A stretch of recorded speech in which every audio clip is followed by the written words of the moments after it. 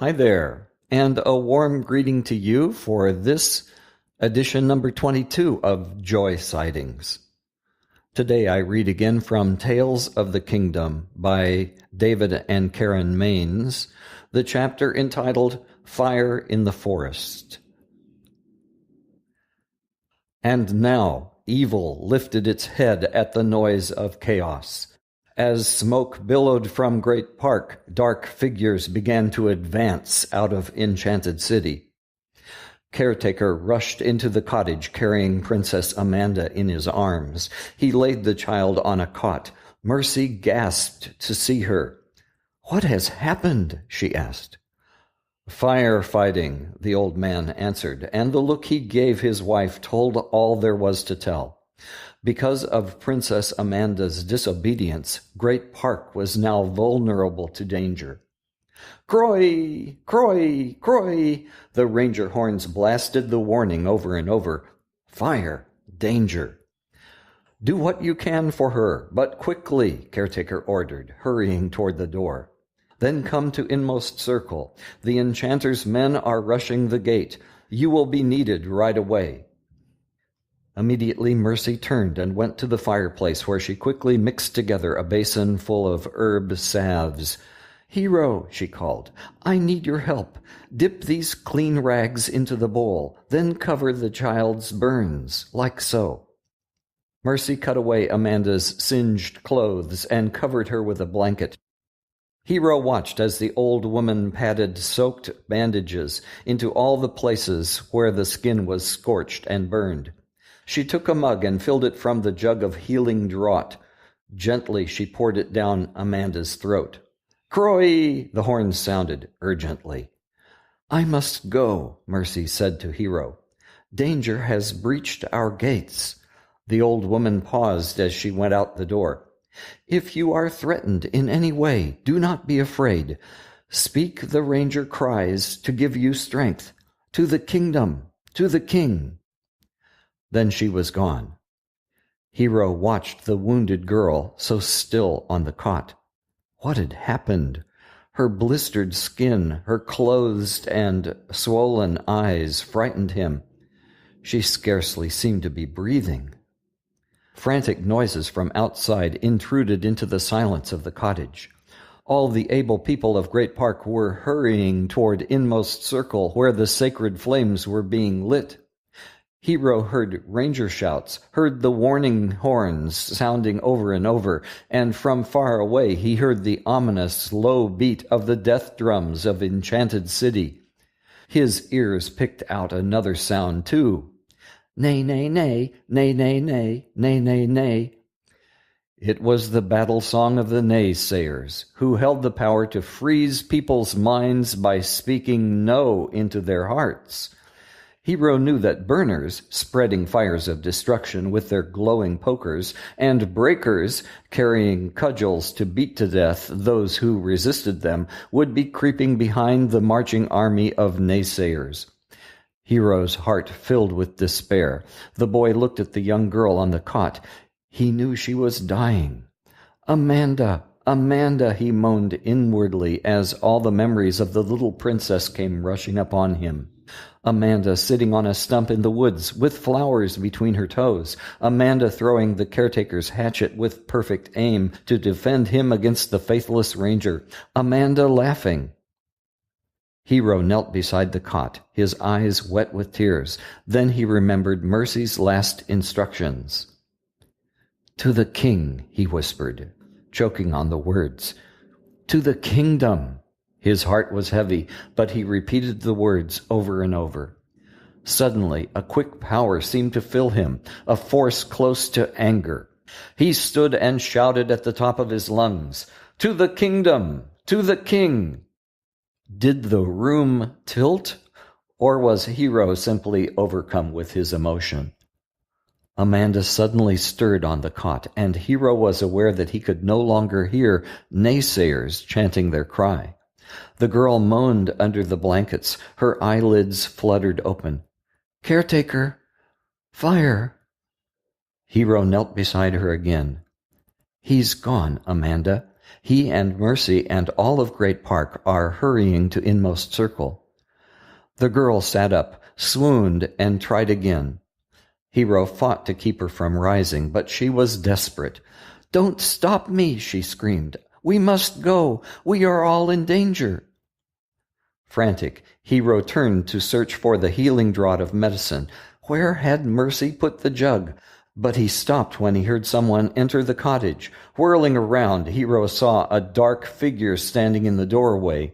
It was bent and huddled, hidden beneath the folds of a dark robe, but Hero could see the face, chalk white, with piercing eyes and a chilling grin. The intruder held an ugly club, knobbed and brutal-looking, in his hand. He crept slowly but surely toward the corner where Amanda rested. Hero wanted to throw himself in the path of this terrible form, but he was frozen as the moment, which seemed to move on crippled feet. The breaker raised his cudgel above his head. Amanda moaned. Then from nowhere, Hero heard a shout. The stamp of rushing feet and the whirl of a flying hatchet filled the room. Then a man in a blue cloak and the ghostly breaker were locked in a fierce wrestling match, which sent chairs and tables crashing and ended up with the breaker being hurled out of the door into the smoky afternoon. The ranger stood in the middle of the cottage, straightened the tables and chairs. He shot a grim smile at Hero and Amanda, who were filled with shock. "That's one for Great Park," he said as he tossed the cudgel, abandoned by its owner, into the fireplace. "How come?" Hero asked. The ranger gently and carefully wrapped Amanda in a blanket. "My orders were to come and get you too," he answered. "Saw him sneaking in. The lousy creatures always take advantage. Now the park's full of his kind." He hefted the girl into his arms and motioned with his head to Hero. "Grab something loose-fitting that she can wear, and hurry." The ranger stepped swiftly out of the cottage, but Hero hesitated, his heart beating wildly at the thought of walking through a burning Great Park. Something like an unbidden prayer or an old song half-remembered quietly rose within him. "To the king! To the king!" In one movement, the boy rushed after the ranger into the hot and strange afternoon. A strong smell of smoke choked the air. The sky above was boiling with awful yellow-gray clouds. Something shadowy caught Hero's eyes. A dark form darted behind a tree, and another followed it. When they finally reached inmost circle, the sacred flames were blazing with power. Rangers inside the circle were shouting commands as the subjects organized into striking units, firefighters, protectors, and flame carriers. Hero would not walk through the flames with the ranger who carried Amanda, and even the girl shuddered and asked to stay outside of the sacred circle. The boy and the girl stood together and watched Ranger Commander beyond the fire. The silver insignia flashed on his shoulder and his belt buckle. Mercy, now a strong war maiden, worked beside him.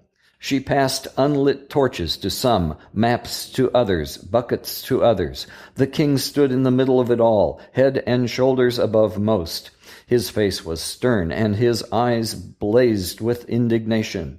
He too wore the ranger cloak, but in his hands he held a silver scepter, which radiated fiery flames. Suddenly the king tossed back his head and whistled. Then the ranger commander and his wife, Mercy, repeated the call. In an instant, great stags, the elk and the buck, stepped out of the forest as though they had been waiting for the command.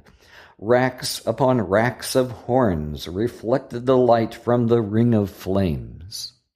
At once the king, the ranger commander, and Mercy stepped outside the sacred flames, and they each leaped to the back of one of the great elks. Many inside the circle followed, until a great band of men and women were mounted on the huge animals. At that moment, a young buck without a rider nudged Hero. "Let me help you mount, Amanda. We will go with them." The king leaned high above the withers of the elk he was riding and signaled to the troop behind him. Hundreds of mounted stags moved out of the clearing and through deepest forest. First the lines moved at a walking pace, then at a trot, then at a canter, tracing their way through the deer trails of the woods. Hero could hear Amanda's low moans of pain as she clung behind him. Soon the riders fanned out in a wide arch, the flames of their burning torches weaving in and out through the trees and brush. The mounted soldiers struck a song, "To the king!" The foot crews answered back, "To the kingdom!" Hero's heart was filled with courage as the chant echoed back and forth through the forest with the pounding cadence of the animals' hoofs beneath it. A band of foot soldiers broke away when the army reached Outcast Village, so they could carry the lame and crippled to a nearby stronghold, which could be protected from the onslaught of the breakers. Hero asked one of the men to take Amanda with him. Her quick nod of agreement assured Hero that he had been right. Amanda was too weak to continue on. But Hero knew he must help protect Great Park. He followed the mounted rangers toward Outpost Meadow, where the dry grass was blazing around a huge carcass. Smoke billowed. Great old trees were being consumed by the licking, hungry fire. As they approached the burning area, Hero could see that each ranger now held his hatchet up in his free hand. A hum began, the familiar anthem of power Hero had heard so often. The line of advancing fighters divided in half, each flank taking a side of the wide burning acres. The rangers, still mounted, lifted their voices in harmony as if to accompany the singing hatchets. Now the king urged his great elk forward. It cantered to the very middle of the burning place beside the hulk of the dead beast. Hero was filled with awe at the king's courage. The king dismounted, not heeding the wild fire leaping around him. He pointed his scepter toward the great ring of men and women who surrounded him. At that instant, a great whirlwind began to blow. The fire in each ranger's torch leaped to the next in line. A circle of sacred flames bounded from man to woman to man to woman, and at last was joined, one burning link spreading around the woods. The wildfire of destruction was surrounded by the flames of the king's power, which would contain the fire while the rangers fought the enemy. The rangers shouted in one voice, "To the king! To the kingdom!" In the middle of Outpost Meadow, the king lifted his scepter. The woods, which had been filled with the yelps and the howls of the enchanter's minions, fell silent. The naysayers ceased chanting. The pounding of the death drums was stilled. It was the awesome moment before battle. Suddenly, with a terrible crash, lightning flashed from the blackened sky and struck the tip of the silver staff. White heat blazed from the form of the king, whose feet were planted wide apart. His body shimmered and glistened, yet he stood firm. He held his head back and cried aloud, "To my father, the emperor of all, to the one who always is." Hero realized then that the rangers were waiting for a command. Suddenly it came. The voice of Ranger Commander roared through the forest, "To arms!" 100 throats from the flanks on either side echoed back, "To arms!" Each ranger thrust the handle of his burning torch into the forest floor and lifted his hatchet. "Charge!" came the cry. "To the king!" came the answer, and the rangers, mounted on elks, leaped toward the forest. Standing outside the ring of flames, Hero realized he was unarmed for battle. Dismounting, he yanked a gnarled root, solid and lethal, from the earth. In that moment, rough hands grabbed him, throwing him against a huge oak. His breath jammed in his lungs. He felt hard blows against his chest and his shoulders, and he heard a cry of pain, his own voice. Instinctively, Hero fell to the ground and rolled from his attacker. Whoom! A cudgel landed near his head. He rolled again, a near miss. A terrible anger rushed into Hero. Through the assault, he had held onto his own club. He ruthlessly plunged it into the midsection of the form standing above him. This time he heard the stranger's shriek of pain. Hero scrambled to his feet, his lungs starving for air. He raised his club and crashed it against the head of the breaker. Hero watched as his enemy crumpled into a still form. Then he bent and yanked back the hood. A white face, bushy eyebrows, and a final teeth-baring grin appalled the boy. "Good work," said a voice behind him. It was a foot soldier. "Get ready, burners." Hero drew his breath in long pants. "How do you fight a burner?" "Fight fire with fire," said the soldier, and he drew 2 burning brands from the circle of flames, tossed one to the boy. "Just do what I do." "Nay, nay, nay," the ominous battle cry grew louder. "Don't listen to the naysayers," warned a foot soldier. "Here comes the burners." A band of dark shadows sprang out of the woods. The burners' torches glowed with lurid light. Hero's heart despaired. He remembered branding long ago. His stomach and back began to throb. "Charge!" yelled the foot soldier beside him. Amazed, Hero watched the man rush the ominous burners. "Nay, nay, nay," thought Hero. "What is the use of one against so many?" But he heard a voice. "Come on, lad!" Fatigue gripped Hero like bands of steel. Despair chained his heart. How could the king win against such evil? Burners surrounded the lone foot soldier. One of the burners thrust a poker at him. It caught the fighter's clothes, but he whirled free, then held his torch at arm's length and turned, widening the distance between himself and his enemies. "Nay, nay, nay." "Come on, lad, give me a hand." Through the fear that froze him, Hero heard another voice. "To the kingdom." It was the voice of the king. Hero grabbed his torch. He screamed, "I'll give you 2 hands." Then he plunged through the ring of burners, flailing and thrusting with mighty energy. Back to back, the 2 subjects of the king stood. Thrust. The flames leaped from the brands in their hands and curled around a burner. "Yay!" One of the burners yelped and fled from the circle. Hero and the foot soldier whacked their torches at the enemy, knocking the pokers of 2 burners to the ground and lighting the garment of another in flames. Soon the band of enemies had turned and fled into the forest. Hero again heard the voice of the king. "To the Emperor of all, to the one who always is." Thunder rolled, and the rains came. The raging flames, which had been contained within the circle of sacred flames, wavered back and forth, sputtered up and down, and finally lay still, quenched by the driving rain. A great wail rose out of the distance. "Retreat! Retreat!" Hooves pounded in the forest as rangers chased the evil ones through the dark night toward the keyhole entrance to Great Park. Finally, the circle of flames itself blazed up high to meet the sky, and then it, too, was extinguished. Exhausted, Hero turned back toward Outpost Meadow, just in time to see the flames burn low and to see the king lower his scepter. Mercy and Ranger Commander stood on either side of him. Soon dawn broke. The rain stopped, and the hum of the hatchets faded away. The gates to Great Park were slammed closed. The herd of elks returned to the forest, and each man and woman returned to their loved ones.